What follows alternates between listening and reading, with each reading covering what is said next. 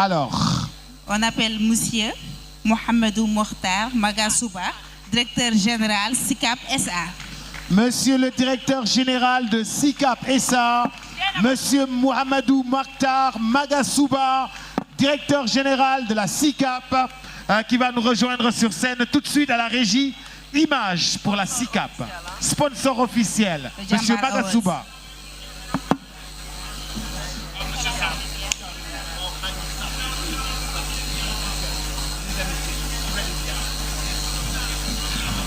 J'ai fait une MSSF, une maîtrise en sciences techniques comptables et financières, enchaîné avec un DESS, option finance des entreprises, le DSCG qui m'a permis de pouvoir faire un stage d'expertise comptable de 3 années.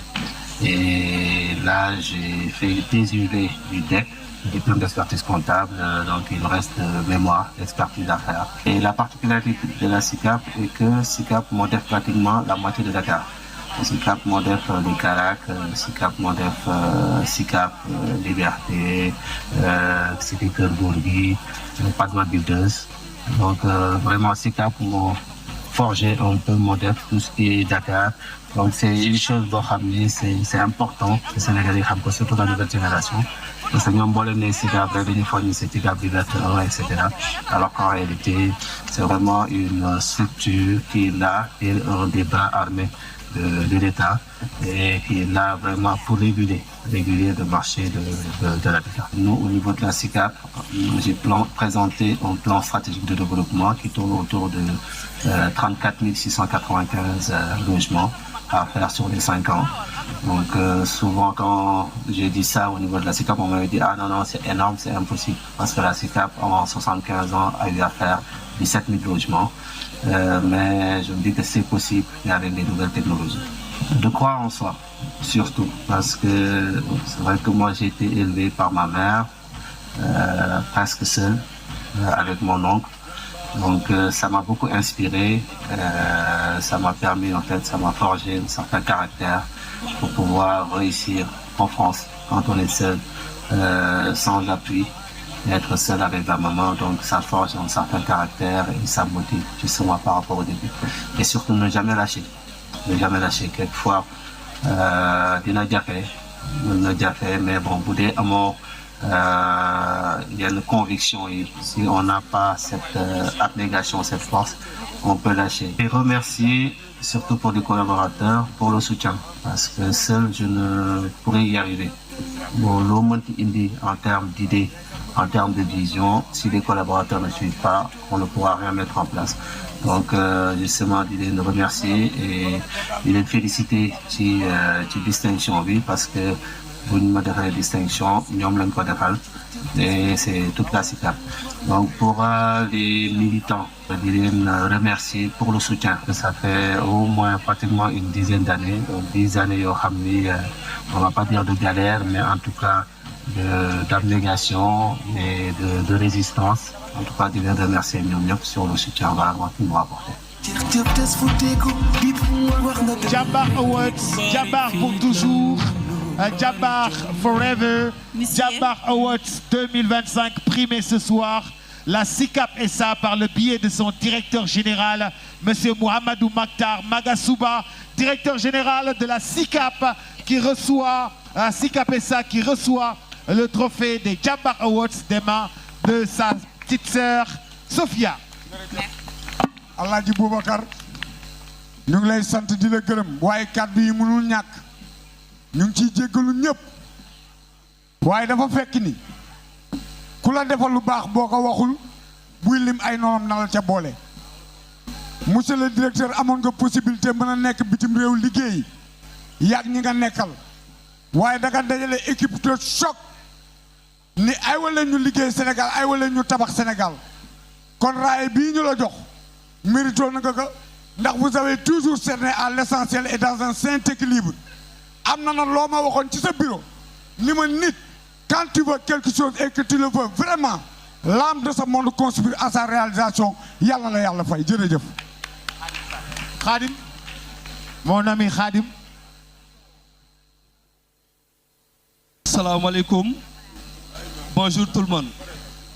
ñoo ngi nuyu ñëpp kenn ku ci nekk ci sa tur ak ci sa sant di wax ne tey SICAP SA ñoo leen seet si ñu ànd ak le DG Mouhamadou Mokhtar Magasuba ñuy remercier bu baax Sophia Thiam So Events ñu ngi lay remercier bu baax wane nga ni tur bi nga tudd muy Jambar Awards wane nga ni jàmbaar yi ngay jox ngay primé tey jii SICAP SA ñu ngi ci 75 ans de service 75 ans au service de l'immobilier du Sénégal le DG Mouhamadou Mokhtar Magasuba bi mu ñëwee SICAP ak léegi mën nañ ne yàggul mën nañ ne yàgg na ndax kat li mu fi réalisé à une courte durée lu jar a bàyyi xel la Mouhamadou Mokhtar Magasuba ñi ngi ko nommé DG de la SICAP SA le 17 mai 2024 bi mu ñëwee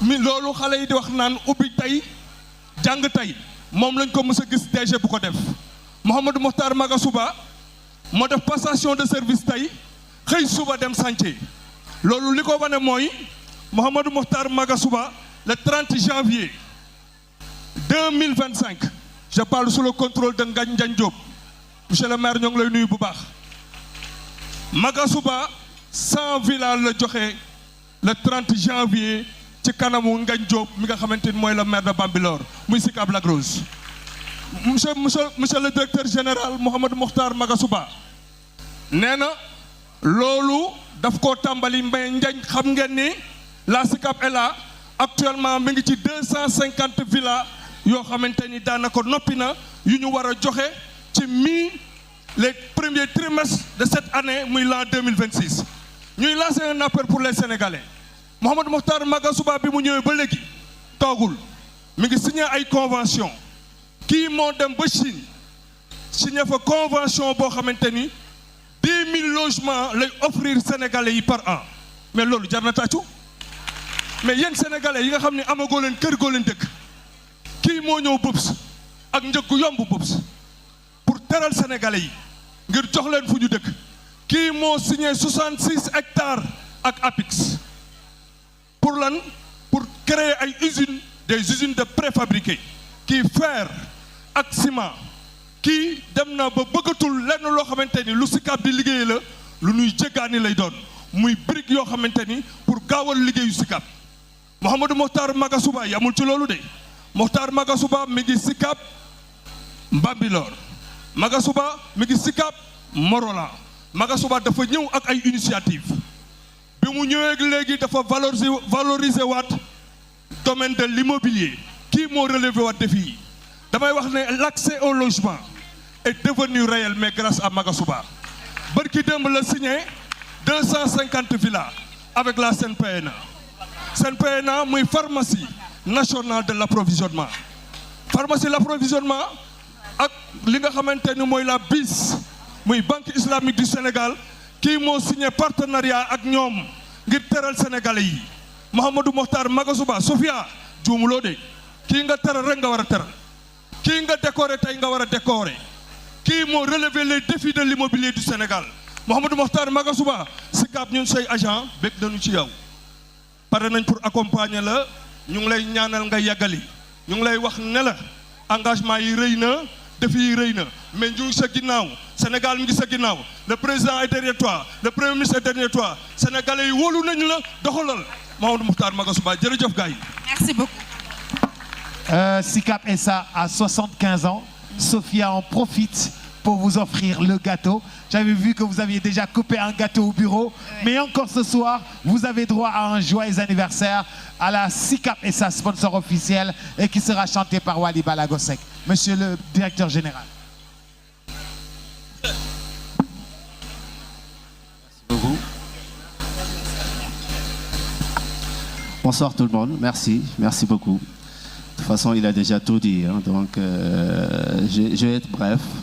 En tout cas, je voudrais remercier So Evans et Sophia, la directrice, comment il s'appelle, Momar, donc Wipa, qui ont fait un excellent travail et une excellente initiative. Donc j'aimerais bien vous féliciter par rapport à cette activité-là qui a beaucoup de sens en termes de social.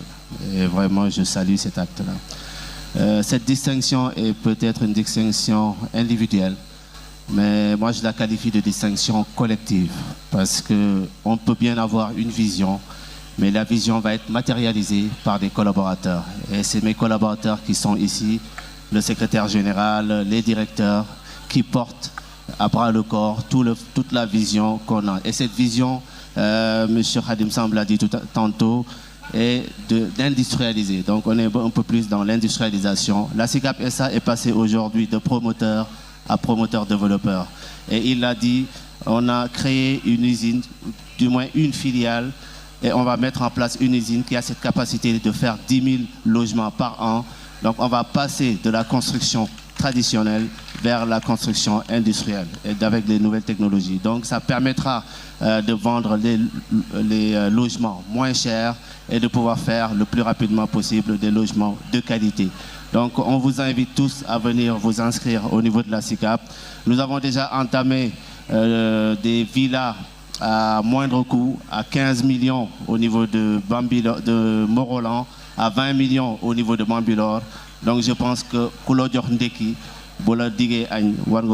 donc avec l'usine qu'on est en train de faire, on est prêt à offrir, à donner des villas vraiment à moindre coût. Merci beaucoup. Je remercie encore une fois le président de la République, M. Bassirou Diomaye Diakhar Faye, et le Premier ministre, M. Ousmane Sonko, mon frère, mon mentor, qui m'a inspiré pour que je commence la politique. Merci bien. Merci beaucoup. Merci. Merci M. Magasuba et toutes nos félicitations. Merci à la forte délégation de la SICAP qui est venue célébrer ses 75 ans et accompagner son event et recevoir le trophée Jambar Awards. Merci et toutes nos félicitations à vous et continuez encore sur cette lancée. Et nous invitons son Excellence Mohamed Ali Ould Sidi Mohamed.